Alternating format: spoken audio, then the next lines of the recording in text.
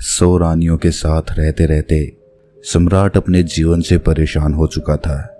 उसे अपनी युवावस्था के वो दिन याद हो आए जब उसके मन में स्त्रियों के प्रति कोई आकर्षण नहीं था, जब उसे काम शक्ति और काम वासना के बारे में पता तक नहीं था। उस समय को याद करके राजा की आंखों में आंसू आ गए। कितना ऊर्जावान, कितना जोशीला और कितना ताजगी से भरा हुआ रहा करता था वो। और आज वो सम्राट बूढ़ा हो चुका था, लेकिन बूढ़ा होने के बाद भी वो अपनी काम वासना से छुटकारा नहीं पा सका था। यूं तो उसने हजारों युद्ध जीते थे, लेकिन अपने मन पर वो आज तक विजय प्राप्त नहीं कर पाया था। अपनी काम वासना के सामने उसने अपने घुटने टेक दिए थे। अब तो सम्राट को चिंता होने लगी थी, क्योंकि वो बूढ़ा हो चुका था और किसी भी वक्त उसकी मृत्यु हो सकती थी। लेकिन मृत्यु को अपने सामने देखकर जहां पर लोग मोक्ष और मुक्ति की बातें सोचते हैं, वहीं पर वो सम्राट कामवासना के विचारों से घिरा रहता था। 100 रानियां थी उसकी, एक से बढ़कर एक हसीन, और हर रानी के साथ उसने बच्चे भी पैदा किए थे। इतना काम भोगने के बाद भी उसका मन छटपटाता क्यों है? क्यों उसमें अब भी अश्लील विचार आते रहते हैं? सम्राट सोच में पड़ गया कि क्या मरने के बाद भी ये काम वासना का बोझ मैं अपने साथ लेकर यहां से जाऊंगा? सम्राट आत्मा के सिद्धांत को मानने वाला था, इसीलिए उसने सोचा कि अगर मैंने अपनी काम वासना से अभी छुटकारा नहीं पाया तो मेरी आत्मा ना जाने कब तक यूं ही भटकती रहेगी। मुझे अपनी आत्मा को मुक्त करने के लिए इन काम वासना के विचारों को यहीं पर छोड़ देना होगा। सम्राट दिन रात इसी चिंता में डूबा रहता था कि किस प्रकार मैं अपनी काम वासना से छुटकारा पा सकता हूं। और इसीलिए एक दिन उसने अपने राजमहल में सभी विद्वानों की एक सभा बुलाई। स्वाभाविक रूप से सभा में चर्चा का विषय काम वासना ही रखा गया था। सम्राट ने अपने मंत्री से पूरे नगर में घोषणा करवा दी थी कि जो भी विद्वान राजा के मन को संतुष्ट कर पाएगा वो पूरे जीवन काल के लिए राजा का सलाहकार बनकर रहेगा। इसीलिए नगर के सारे विद्वानों में एक होड़ लग गई थी। मंत्रिमंडल के द्वारा तय किए गए दिन नगर के सारे विद्वान राजमहल में पहुंच गए। कोई अपने हाथ में वेद लिए हुए था तो किसी के हाथ में उपनिषद थे। ज्यादातर विद्वान राजा को वेद और उपनिषदों के माध्यम से संतुष्ट करना चाहते थे। सभा में तर्क वितर्क शुरू हुए। सम्राट ने सबसे पहला सवाल पूछा कि ब्रह्मचर्य का असली मतलब क्या होता है। कुछ विद्वानों ने जवाब दिया कि जिस इंसान ने अपने जीवन में कभी भोग नहीं किया होता वही असली ब्रह्मचारी होता है।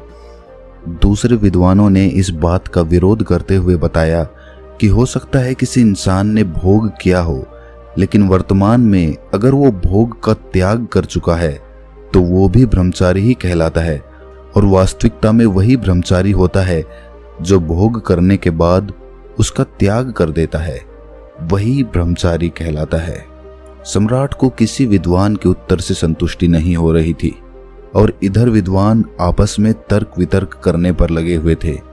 कुछ ही देर में वहां पर एक बहुत ही अनूठा विद्वान पहुंचा।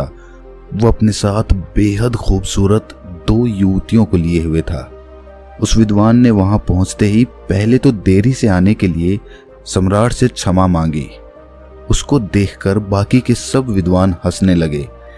एक विद्वान ने सभा में खड़े होकर कहा कि जो इंसान खुद काम वासना से ग्रस्त हो वो दूसरे को काम वासना से छुटकारा कैसे दिला सकता है। इस पर इस विद्वान ने मुस्कुराते हुए उससे पूछा कि तुम्हें ऐसा क्यों लगता है कि मैं काम वासना से ग्रस्त हूं? उस विद्वान ने कहा कि तुम हमें अंधा समझते हो, क्या हमें बेवकूफ समझते हो? तुम यहाँ राजमहल में 2 युवतियों के साथ प्रवेश कर रहे हो, इसका मतलब क्या होता है? इसका अर्थ तो सीधा सीधा यही है कि तुम एक काम वासना से ग्रस्त आदमी हो। क्या मैं गलत कह रहा हूं? उस विद्वान ने मुस्कुराते हुए जवाब दिया कि महाशय, जिन युवतियों की तुम बात कर रहे हो वो दोनों मेरी बहनें हैं और वो भी मेरी ही तरह काम वासना की गहरी समझ रखती हैं। इस विद्वान ने सम्राट को संबोधित करते हुए कहा कि हे राजन, असली ब्रह्मचारी वही होता है जिसकी नजरों में एक पुरुष और एक महिला का अंतर हट गया हो। जब किसी इंसान की काम वासना खत्म हो जाती है, जो पूर्ण रूप से ब्रह्मचारी हो जाता है, उसके लिए सभी का शरीर एक इंसान का शरीर होता है। उसके अंदर किसी महिला को देखकर काम वासना के विचार उठना तो दूर, वो तो भेद भी नहीं कर पाएगा कि ये एक महिला है। उस ब्रह्मचारी के लिए हर एक जीवात्मा एक प्रकार की होती है। शारीरिक रूप से वो उनमें कभी भी भेद नहीं करेगा। उस विद्वान ने आगे बताया कि जो भी विद्वान यहाँ सभा में उपस्थित हैं, उन सभी को मेरे साथ ये 2 युवतियां दिखी। तो ये तो स्पष्ट हो गया कि यहाँ पर कोई भी असली ब्रह्मचारी का मतलब या अर्थ नहीं समझता है। सम्राट को ये विद्वान बड़ा ही अनूठा लगा। उसने ना तो कोई वेद पढ़े, ना कोई उपनिषद का ज्ञान दिया। वो तो वही बता रहा था जो स्वाभाविक रूप से आदमी की समझ में आता है। इसीलिए सम्राट ने प्रभावित होकर अगला सवाल पूछा कि आखिर एक इंसान को ब्रह्मचर्य का पालन करने की क्या जरूरत है? जब वो भोग करके जीवन का आनंद उठा सकता है, तो वो क्यों ब्रह्मचर्य का पालन करे? इस पर उस विद्वान ने सम्राट से एक सवाल किया। उसने पूछा कि सम्राट, मुझे एक बात बताओ कि एक पेड़ ज्यादा ताकतवर होता है या फिर एक बीज? सम्राट ने उत्तर दिया कि एक पेड़ एक बीज से ही तो जन्म लेता है, तो इस प्रकार तो एक बीज एक पेड़ से ज्यादा ताकतवर हुआ। विद्वान ने बताया कि सम्राट, उसी प्रकार हमारे शरीर में भी काम शक्ति रूपी बहुत सारे बीज होते हैं। उनमें असीम ऊर्जा होती है जो हमारे लिए आनंद का स्रोत पैदा करती हैं। लेकिन काम वासना में ग्रस्त होकर हम अपने काम शक्ति रूपी बीजों को यूं ही नष्ट करते रहते हैं, बर्बाद करते रहते हैं। और उन बीजों के नष्ट हो जाने के कारण एक आदमी ढीला, आलस्य से भरा हुआ, हमेशा थका थका सा रहता है। याद रखना, हमारे भोजन से हमारा रक्त बनता है, रक्त से हमारा मांस, हमारी हड्डी और आखिर में काम शक्ति रूपी बीज बनते हैं, जो कि बहुत ही कम मात्रा में होते हैं। इसीलिए अपने मन में उठने वाली काम वासना के लिए उन बीजों को नष्ट करना कहीं से भी तार्किक नहीं है। ब्रह्मचर्य का पालन करने से उन बीजों की शक्ति हमारे आंतरिक स्वरूप में समा जाती है, जो हमारे चेहरे पर तेज पैदा करती है, हमारे शरीर को बीमारियों से बचाती है। और यही काम शक्ति रूपी बीज जब ध्यान के माध्यम से ऊर्जा में परिवर्तित कर दिए जाते हैं, तो यही आनंद का स्रोत बन जाते हैं। सम्राट ने अगला सवाल पूछा, जो सम्राट के जीवन के लिए बहुत ही महत्वपूर्ण था। सम्राट ने पूछा कि काम वासना से छुटकारा किस प्रकार पाया जाए। विद्वान ने उत्तर दिया कि हे सम्राट, जो बुद्धिमान होता है वो ये जानता है कि काम वासना रूपी कुएं का पानी जो जितना ज्यादा पिएगा उतनी ही ज्यादा प्यास उसे लगेगी, उसकी प्यास कभी नहीं बुझेगी। इसीलिए या तो वो कभी इस काम वासना रूपी कुएं का पानी पीता ही नहीं, और अगर ग्रस्त जीवन होने के कारण मजबूरीवश उसे कभी इस कुएं का पानी पीना भी पड़ जाता है, तो वो सिर्फ एक कुएं का पानी पीता है। उस विद्वान ने राजा को संबोधित करते हुए कहा कि हे राजन, आपके जीवन में आपने 100 रानियों से शादी की, लेकिन आपने भी महसूस किया होगा कि जिसकी प्यास बुझनी होती है उसकी प्यास एक ही जगह पर बुझ जाती है, लेकिन जिसकी प्यास नहीं बुझनी होती, चाहे वो 100 स्त्रियों के साथ भोग कर ले, लेकिन फिर भी उसकी प्यास अधूरी रह जाएगी। विद्वान ने सभी को समझाते हुए आगे कहना शुरू किया कि अगर आपके जीवन का लक्ष्य स्पष्ट नहीं है, तो आप सभी नाना प्रकार की भोग की वस्तुओं में गिर जाएंगे। लेकिन वहीं पर अगर आपका लक्ष्य स्पष्ट है, तो आप अपना पूरा ध्यान अपने लक्ष्य को पूरा करने में लगाएंगे, ना कि भोग करने में। सम्राट, तुमने सुना होगा, एक कहावत बहुत पुरानी है कि खाली दिमाग शैतान का घर होता है। इसीलिए एक इंसान को अपने जीवन का लक्ष्य स्पष्ट दिखाई देना चाहिए। शुरुआती चरण में काम वासना हमेशा हमारे विचारों के द्वारा उत्पन्न होती है, और अगर हम अपने विचारों को ऐसी जगह पर लगाएंगे जिससे हमारा लक्ष्य पूरा हो सके, तो हमारे मस्तिष्क में काम वासना के विचारों के लिए कोई जगह ही नहीं बचेगी। विद्वान ने सम्राट को चेतावनी देते हुए कहा कि सम्राट, याद रखना, भोग करने से ज्यादा खतरनाक काम वासना के विचार होते हैं। वो हमारा मानसिक संतुलन बिगाड़ देते हैं, हमारी दृष्टि को भ्रमित कर देते हैं। उस विद्वान ने सभी को सभा में एक कहानी सुनाते हुए कहा कि एक बार 2 सन्यासी भिक्षा मांगकर अपने आश्रम में वापस आ रहे थे। रास्ते में एक नदी थी। उनका आश्रम नदी के उस पार था, इसीलिए उन्हें नदी पार करके जाना होता था। एक दिन जब वो भिक्षा मांगकर अपने आश्रम में वापस लौट रहे थे तो नदी के किनारे एक महिला बैठी हुई थी। उस महिला ने उन दोनों सन्यासियों से पूछा कि क्या आप मुझे नदी पार करवा सकते हैं। उनमें से एक सन्यासी ने तो छूटते ही मना कर दिया। उसने अपने मन में सोचा कि मैंने तो ब्रह्मचर्य का व्रत ले रखा है, भला मैं किसी स्त्री को छू कैसे सकता हूं। दूसरे सन्यासी ने मुस्कुराते हुए उस महिला को अपने कंधे पर बिठा लिया और अपने कंधे पर बिठाकर उसने उसे वो नदी पार करवा दी। यही बात उस दूसरे सन्यासी को अखर गई। जब वो उस महिला को दूसरे किनारे पर छोड़कर अपने आश्रम के रास्ते से वापस अपने आश्रम आ रहे थे तो सन्यासी ने कहा कि तुमने ये ठीक नहीं किया। तुम्हें उस महिला को अपने कंधे पर नहीं बिठाना चाहिए था।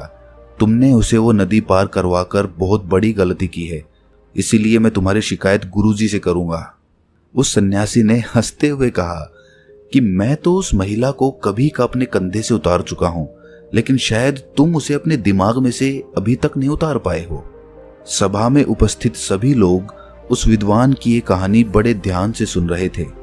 आखिर में विद्वान ने सम्राट को बताया कि सम्राट, उसी तरह हम भी अपने मन पर ना जाने कितने बोझ लेकर चलते रहते हैं। कामुक विचार हमारे मन को उसी प्रकार मैला करते रहते हैं जिस प्रकार सिर्फ एक गंदा नाला पूरी नदी को मैला कर देता है। अगर तुम जीवन में आनंद चाहते हो, ऊर्जा से भरा हुआ महसूस करना चाहते हो, तो अपने मन के लिए पवित्र विचारों का रास्ता बनाओ। उस विद्वान ने आखिर में सबसे महत्वपूर्ण सीख बताते हुए कहा कि जीवन में अगर किसी भी वस्तु का होशपूर्वक भोग किया जाए तो मन उसकी अनित्यता समझ लेता है। मन समझ लेता है कि ये वस्तु हमें हमेशा के लिए आनंद नहीं दे सकती, हमें परमानंद के लिए कोई और रास्ता चुनना होगा। और जब मन इन बातों को समझने लगता है तो अपने आप ही उसमें से काम वासना के विचार विलीन होने लगते हैं। इसीलिए होश में रहकर वस्तुओं का भोग करना सीखो, जिससे तुम उनकी अनित्यता समझ सको। ये सुनकर सम्राट ने प्रश्न किया कि होशपूर्वक भोग भोगने से तुम्हारा मतलब क्या है। इस पर उस विद्वान ने सम्राट को समझाते हुए उत्तर दिया कि जिस मनुष्य का चित्त एक काम में पूरी तरह से नहीं लग पाता है, वो किसी भी कर्म को परिपूर्णता में नहीं कर पाते हैं। इसीलिए उस कर्म का फल हमें पूरी तरह से नहीं मिल पाता है। उदाहरण के लिए, जब एक मनुष्य किसी दूसरे मनुष्य को दान देता है तो दान देते वक्त उसका मन किसी लक्ष्य की प्राप्ति के लिए सोच रहा होता है। उसी प्रकार जब कोई आदमी भगवान से प्रार्थना करता है तो वो उनकी पूरे चित्त से, भक्ति भाव से आराधना करने की बजाय वो अपनी इच्छा प्राप्ति के लिए प्रार्थना कर रहे होते हैं। सम्राट, तुम खुद सोचो, अगर कोई मनुष्य पूरे चित्त से कोई कर्म करता ही नहीं तो उसे उस कर्म का पर्याप्त फल कैसे प्राप्त होगा? ये तो असंभव सी बात लगती है। सम्राट, जो जीवन में घटित हो रहा है उसे घटित होने दो और आखिर में यही तुम्हें अंतिम सत्य तक पहुंचा देगा। लेकिन जो कुछ भी घटित हो रहा है उसमें तुम अपना पूरा चित्त लगाओ। पूरा चित्त लगाओगे तो तुम्हारा ध्यान वहां पर लगेगा, और जब तुम्हारा ध्यान वहां पर लगेगा तो वही काम होशपूर्वक होने लगेगा। जागते हुए कोई कर्म करने से बाद में पश्चाताप हो ही नहीं सकता। पश्चाताप तभी होता है जब हम सोए सोए कोई काम करते हैं, और उसी प्रकार हम सोए सोए ही सोचते रहते हैं कि हमें काम वासना से छुटकारा पाना है।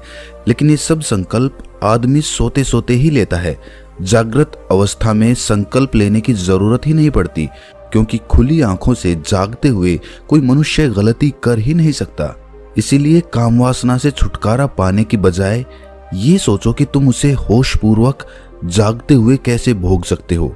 और एक बार जब तुम उसका होशपूर्वक भोग कर लेते हो तो उसके बाद तुम्हें खुद ही महसूस होगा कि ये कर्म तुम्हारे अंदर क्या बदलाव ला रहा है। अगर वो तुम्हारे अनुसार सही नहीं होगा, तुम्हें गलत लगेगा, तो तुम उसे वैसे ही छोड़ दोगे, तुम्हें संकल्प लेने की जरूरत ही नहीं पड़ेगी। लेकिन होश की स्थिति तक पहुंचने के लिए तुम्हें ध्यान का मार्ग अपनाना होगा।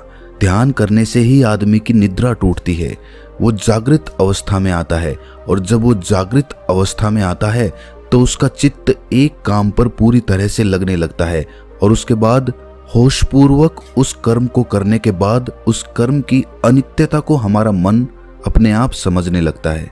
विद्वान ने अपनी बात को और गहराई से समझाते हुए समझाया कि सोए हुए इंसान को तो रास्ते पर पड़ा हुआ सांप भी दिखाई नहीं देता, वो भी उसे तब पता चलेगा जब वो सांप पर पैर रख देगा।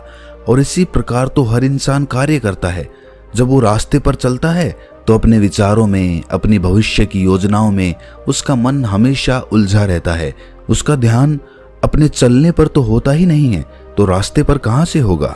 ये सब लक्षण एक सोए हुए मनुष्य के होते हैं, और जब वो मनुष्य ये महसूस कर पाता है कि वो कितनी गहरी निद्रा में है, तो उसी समय उसके जीवन में ध्यान का उदय होता है। लेकिन सोए हुए इंसान को भला किस प्रकार दिखाई देगा कि वो सोया हुआ है? या तो कोई उसे हिलाकर जगाए या उसे बताए कि तुम सोए हुए हो, तब तो उसकी नींद टूटेगी। लेकिन ऐसे मनुष्य हमें कम ही मिलते हैं जो हमें ये एहसास कराते हैं कि हम कितनी गहरी निद्रा में सोए हुए हैं। हमारा मन विचारों का, भविष्य की योजनाओं का, अतीत के दुखों का एक दफ्तर बन चुका है।